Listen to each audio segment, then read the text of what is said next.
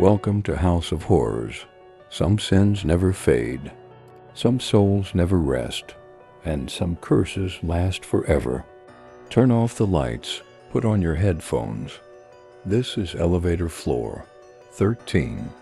Now, let's begin. Chicago, Illinois, minus 2021. My name is Derek Miller. I'm 24 years old. I work at a technology company, and the only reason I'm telling you this story is because I'm still alive. But if you listen to me, maybe you won't make the same mistake I did. Everything started at Westbrook Plaza, where my office was. It's a towering 42-story skyscraper, but there was never a 13th floor on the elevator panel. Like many buildings in America, the number 13 was skipped because it was considered unlucky. At least, that's what I thought. But one day, I saw that the 13th floor existed, and I wish I hadn't. That night, I had been working overtime. It was exactly 3 a.m. I was exhausted. I shut down my computer and walked to the elevator. The hallway was completely empty. The lights flickered faintly. I stepped into the elevator. My fingers instinctively reached for the L lobby button, but my eyes froze on the middle of the panel because there was an extra button, 13. I stared at it in shock. I had taken this elevator hundreds of times, but I had never seen a 13th floor button before. Curiosity got the better of me, I pressed 13. The elevator trembled slightly, and instead of going down, it started going up. Suddenly, the elevator stopped. The display read, 13th floor. The doors opened with a harsh, rusty screech. In front of me was a closed-off, rusty corridor. No lights, just a faint whisper from inside. I didn't want to step out, but just as I thought I should go back, I heard a child's voice. "Help me, please." My blood ran cold. The voice was coming from inside. I took one step, then another. The corridor was freezing. My breath turned to mist, but there were wet footprints on the floor. Small, childlike footprints. "Hey, are you here?" I called out, and at that moment, I saw a silhouette at the end of the hallway. It was a child, standing with their back turned, but they weren't moving. Just as I was about to approach, the child's head twisted around a full 180 degrees, and their face was gone. My heart pounded in my chest. I turned and sprinted back toward the elevator, but the doors were closing. No, wait. I screamed, but just before the doors shut, I saw it. A hand inside the elevator, but I was outside. My hands trembled as I pulled out my phone. A notification flashed on the screen. New video recording, 3:06 a.m. With a deep sense of dread, I played the video. The recording showed the inside of the elevator, but I had never gone back inside. On the screen, I was standing facing the doors. Then, I turned to the camera, and my eyes were gone. Suddenly, my phone buzzed with a new message. "Unknown number. You are now part of the 13th floor." Then, a second message. "Would you like to come down?" Below it, a single button. "Return to 13. I stared at my phone screen, my hands trembling. "Unknown number. You are now part of the 13th floor." Then a second message appeared. "Do you want to come down?" And beneath it, a button. "Return to 13.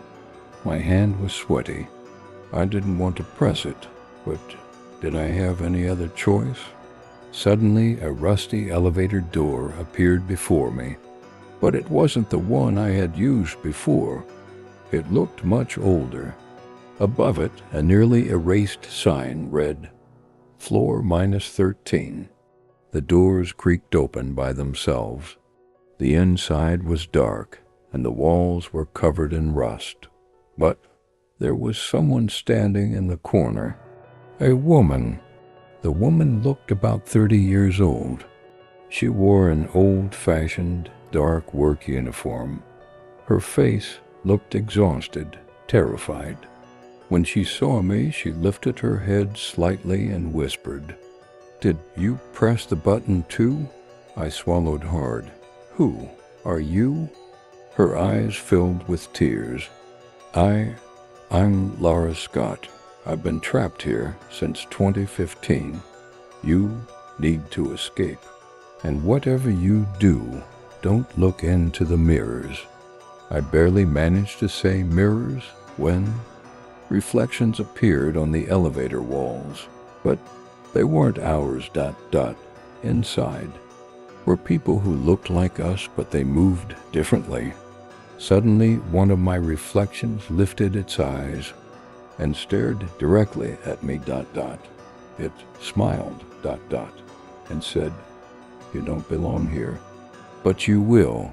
Then a hand burst out from the mirror, grabbing for me. The woman screamed, "Close your eyes." I shut them tight and pressed my back against the wall. For a brief moment, silence. Then, boom, the elevator shook violently, and we plunged into darkness. When I opened my eyes, I was no longer in the elevator. I stood in a hotel corridor, but there was no end in sight. Doors stretched infinitely on both sides. Above each door was a symbol of an eye. Lara was beside me. Her voice trembled as she whispered, "This place is below the 13th floor.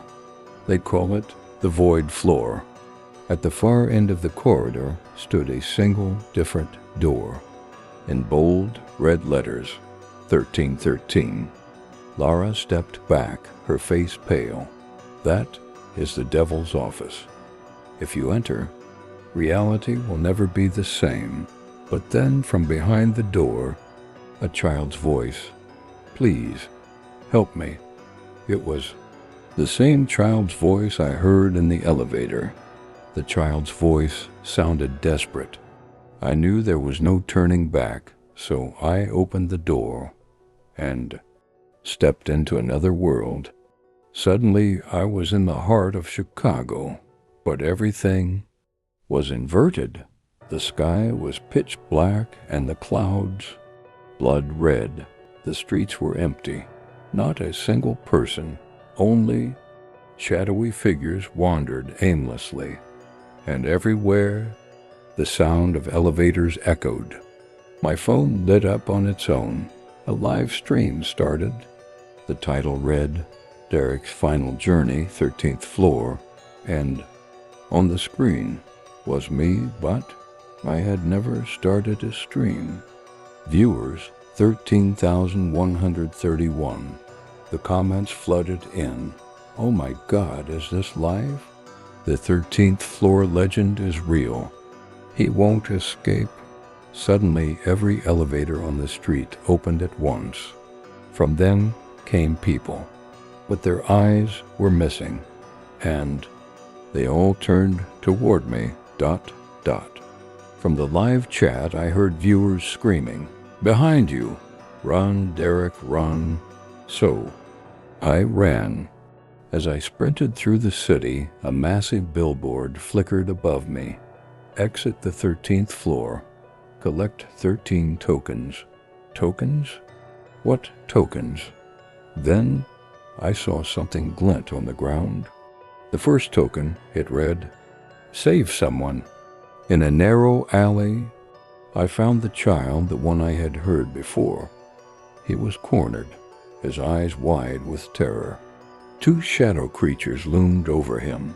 A cold voice whispered in my mind, "If you save him, you earn your first token, but the shadows will see you. If I save the child, I get the first of 13 tokens, but all the shadows will come for me. What would you do?" The child was trembling, tears streaming down his face. Two shadow creatures were closing in on him. My heart pounded. A voice inside me whispered, "If you save him, you'll get the first token, but they'll see you." I hesitated for a second, then I ran forward. "Hey, stay away from him," I shouted, throwing myself at the shadows. I tackled one of them to the ground. The other turned its face to me. Its hollow eyes glowed like blood. It screeched and lunged at me, ... But I grabbed the child and sprinted. As we ran, something dropped into my palm, a token. It read, 1/13th, the price of courage. I had earned the first one, but the shadows roared and chased after us. Parallel Chicago was falling apart. Buildings stretched upward like spikes, and roads collapsed into the void below. The live stream on my phone was still running. Comments flooded in, "You saved the kid, now what? Collect the tokens." "Run, is this real?" Viewers, 66,613. Suddenly, a massive door with a giant eye symbol appeared ahead of us. The child's hand trembled in mine. "We can go through here," I said, but the child shook his head. "No, that's not an exit. It's a trap," he whispered. My phone buzzed. Incoming call from unknown number. With shaking hands, I answered ... A voice spoke. "Derek, leave the child." "Who are you?" I shouted. "I am the master of the elevator floor. If you give him to me, I will set you free." If I gave up the child, I could leave immediately. But if I left without collecting all the tokens, I'd never return to reality. Suddenly, a choice appeared on my phone screen. Leave the child. Continue collecting tokens. My finger hovered over the screen, trembling. Then I growled, "No, I'll collect the tokens." Suddenly, I felt something in my pocket. The second token, 2/13ths, the price of betrayal. We dashed into a narrow alley, but suddenly, the ground vanished beneath us, ... We were falling into an elevator shaft. The shaft wasn't normal. We slid between terrifying floors. Floor -5, the floor of the lost. Faces of the missing were embedded in the walls, their mouths screaming silently. Floor -7, the floor of mirrors. In every mirror, I saw different versions of myself. Some rotting, some screaming. Floor -9, the floor of eyes. Endless eyes covered every surface, all staring at us. Suddenly, one of the mirrors shattered. From the shards, a third token fell into my hand, 3/13ths, the price of fear. The live stream chat changed. "Derek, we're watching you. Can we help him get those tokens?" Suddenly, a poll appeared on the screen. "Do you want to help Derek?" Yes to 92%, no to 8%. Then a notification popped up on my phone. The viewers gifted you 2 tokens. The 4th and 5th tokens appeared, 4/13ths, the price of hope, 5/13ths, the viewer's price. The ground began to quake. A deep, monstrous voice echoed, "You cannot take their tokens." And then the figure appeared, a towering entity 5 meters tall, with a face of pure darkness and eyes infinite. "I am the master of the elevator floor. Return the tokens." The master raised a hand. Shadows erupted, rushing towards us, ... I gripped my phone and yelled into the stream. If you're watching, help me. Suddenly, a new poll flashed on the live stream. Give Derek a weapon? Yes to 95%. And then, from the phone screen, a beam of light shot out. In my hand appeared a lift key, a shining ancient key. I raised the key high and boom! A door burst open in front of me. Above it, the words read, "Exit, but at a price." A voice echoed from beyond the door. Only one may leave. The other must stay. I turned to the child. He looked at me, his eyes pleading. Suddenly, I felt the final token appear in my pocket. It read, 13/13, the price of sacrifice. If I let the child escape, I remain here forever. If I leave, the child is lost for eternity. The live stream chat exploded. Derek, save him. Run, Derek. What will you do? I took a deep breath, and I pushed the child through the exit. Go, I shouted. As the door sealed shut, a final token appeared in my palm. 13/13, the price of eternity. Everything around me turned to darkness. A voice echoed in the void. Your choice is accepted. A new door appeared before me. Above it, in cold letters, the floor of the token bearers. The child had returned to the real world. The live stream suddenly ended, but on YouTube a video remained. Elevator floor, 13, Derek's final footage. 1 year later, someone entered the elevator at Westbrook Plaza, and next to the 13 button, a new button had appeared. D. Some stories don't end here. Some curses last forever. If you enjoyed this story, subscribe and turn on notifications for more horror tales. And next time, make sure you're not alone in the dark. Good night from House of Horrors.